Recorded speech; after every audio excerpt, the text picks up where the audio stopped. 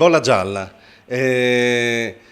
vino secondo me perfetto, soprattutto in questo momento, in questo inizio di primavera e per tutta l'estate. Un vino che con la sua delicatezza va bene come io dico come partenza di un grande menù e di una degustazione di vini. Cioè non dà fastidio agli altri vini e quindi si adatta, è camaleontico e si adatta appunto come inizio per continuare bene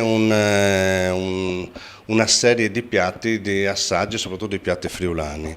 Si adatta sia con dei pesci, soprattutto delicati, ma anche con carni, soprattutto carni bianche che siano con delle erbe o delle verdure che siano anch'esse non eccessivamente strutturate. Questa è la grande fortuna, io dico, della ribolla e il suo grande vantaggio è questo. Diventa stuzzicante in un menù nell'abbinamento con i piatti che noi abbiamo.